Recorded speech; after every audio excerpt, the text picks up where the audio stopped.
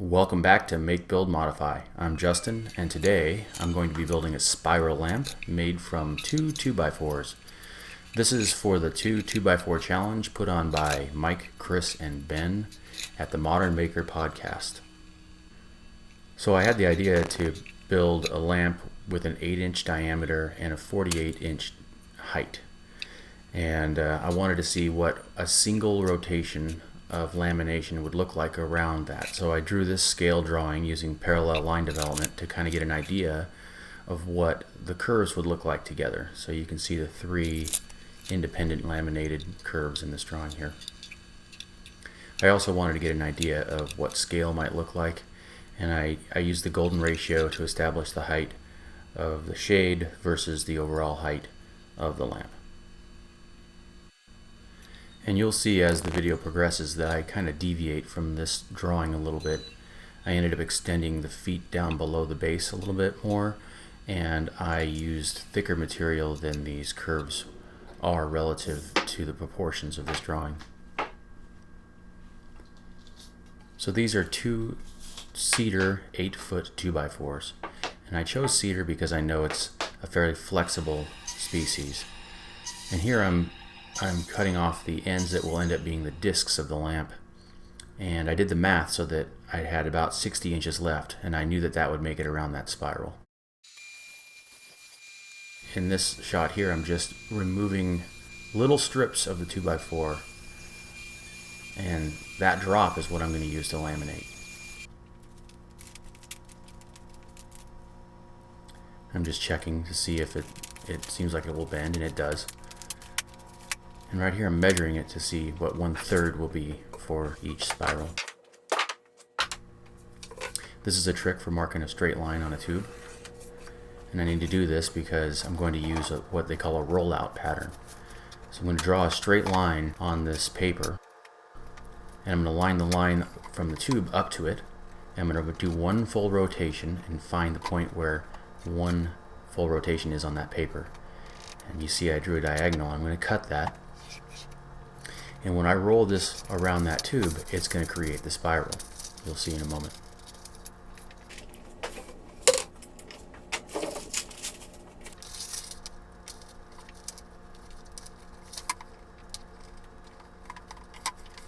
Okay, now I'm just going to use tape to follow that line. And the tape is going to be my pattern location. And that way I can remove the paper and get it out of my way.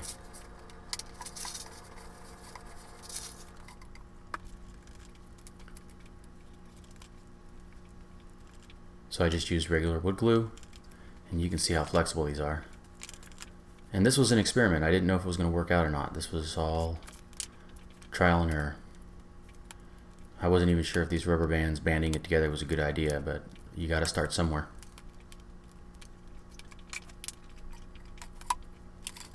You can see I have more tape on the tube now. I had planned to laminate all three at the same time, but once I started negotiating this around the tube, it became very obvious that I was only going to have the time to do one per lamination. So I had to go out and get a couple more tubes. And this is the other part of the experiment. I didn't have the appropriate clamps, and the cardboard tube is flexible, so I decided that I'm just going to use rubber bands, just a lot of rubber bands. And I was surprised at how well this worked. It moves around a little bit when you're first starting, but as you get more and more rubber bands, it's really easy to control the location of that spiral. So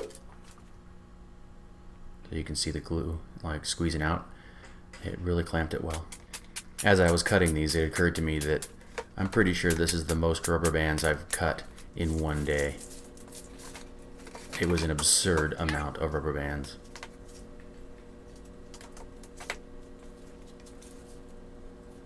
Curve looked like it turned out great.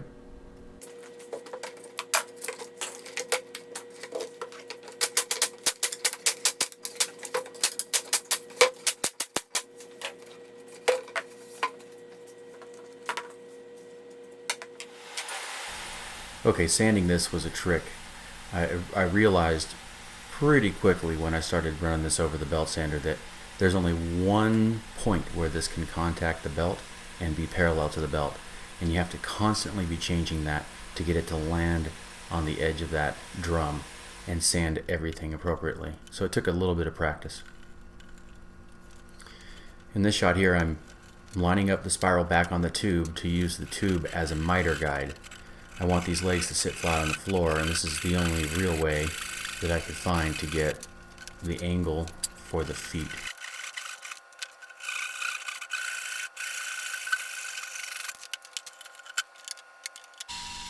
So I took the spiral pieces over to the sander to clean up my cuts.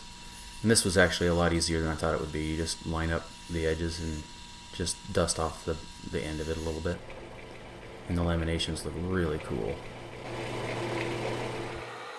When I cut the blocks for what would be the discs of the lamp, I chose the locations of the 2x4's that had the wane in them. And I knew I was going to rip these down to about 1 inch, and it would take most of the wane off. So that was part of my initial selection process. I also have to take these blocks through the table saw the other direction to create a square edge, because I don't have a jointer, so I just used the table saw. So after this trip through the planer here, I'm going to run them back through and basically joint them.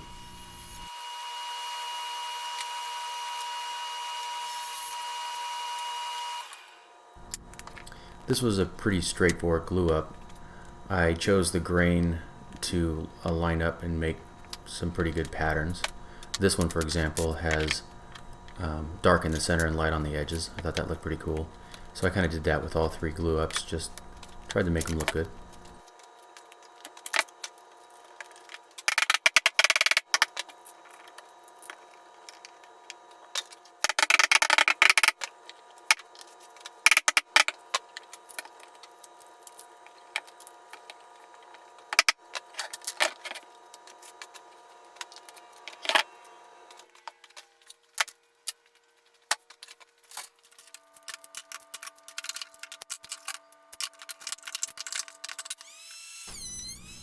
So there's a lot of planing and a lot of sanding on these discs.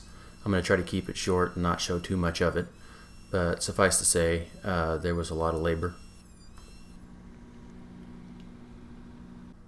Here's a trick. Mark the grit number with a Sharpie on your hook and loop pads, because the factory print gets covered by the sawdust and it's easier to see what grit it is later. So I'm just marking center here and drawing out lines so that I can cut these on the bandsaw.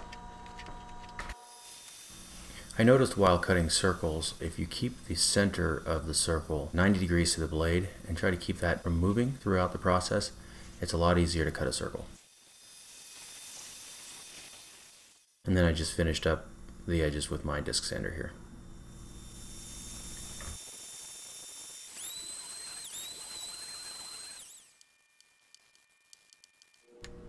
These discs need marks that are 120 degrees apart. You can kind of see the drawing I have on the table. That is to locate those marks. Each set of marks is the same on each disc, but as they climb up the lamp, those positions change relative to the spiral that's climbing up the lamp, if that makes any sense.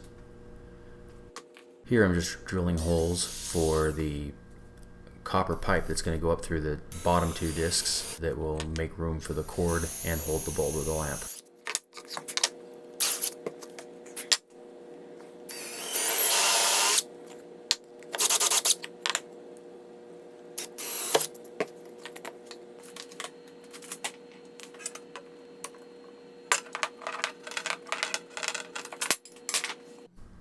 I wanted to quickly sand the copper pipe, and a quick way to do that is to chuck it into your drill, but the chucks of my drills are too small to hold that copper, so I made this, I guess, wooden mandrel to hold that copper pipe so I can kind of just swedge it on there and then sand it. I use a little bit of hot glue to help.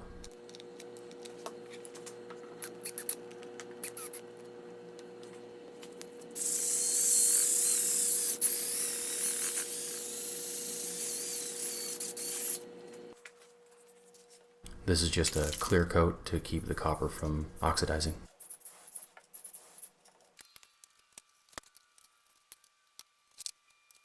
I really wanted to show the process of aligning these spirals without taking up too much time. This, I think, took maybe about an hour and a half for me to get these stood up and aligned in the appropriate location where they could receive fasteners. Getting them standing there is easy, but getting them to the exact location and have them aligned on each disc appropriately is a pretty difficult task.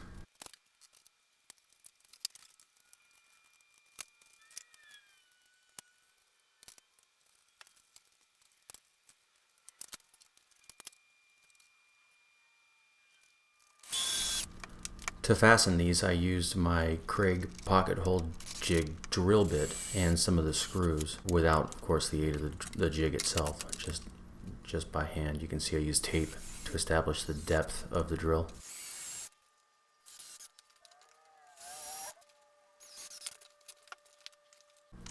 To make plugs for those holes, I used one of my punch set pieces in the drill to cut native wood.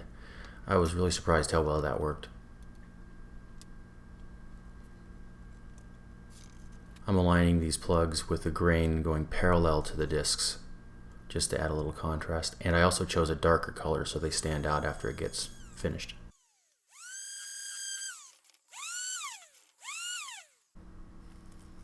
This is just a wipe-on stain, and you let it set and then wipe it off a little while later. Another time-consuming part of the process. I also ended up doing a clear coat on the lamp. This is the wiring for the lamp. It's a very straightforward process. This is a cord that I purchased at a local big box store, and I just took the end off so I could fish it through the pipe. And I've got a little additional piece of copper here to stand off the bulb away from the first disc there, and I just put the pieces back together the way they came apart.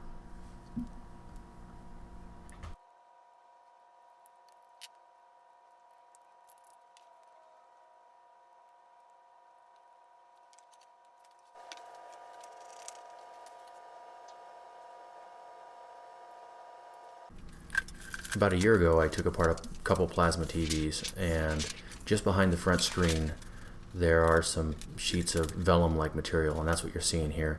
I think they're diffusers, but they work well for a lot of different things, masking or even just diffusing light for shooting photography and things like that. And I thought this might be perfect for a lampshade. So what I'm doing there is I'm using the same piece of paper I used to get the spiral tape location on the tube to find a place to cut the seam so that when it goes into the lamp, the seam is hidden behind the spiral lamination. And I'm using that same location on the table with the 120 degree marks to find the next seam, because the seam doesn't line up right on top of itself. There's actually two locations in this wrap because it goes past one full wrap. So I hid both of those locations behind those laminations.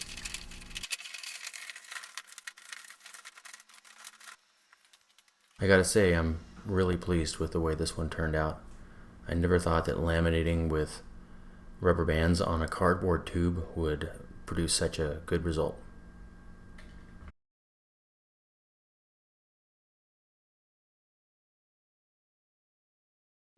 I've got a list of tools and materials in the description, and if you enjoyed the video, please consider subscribing. Have a good day.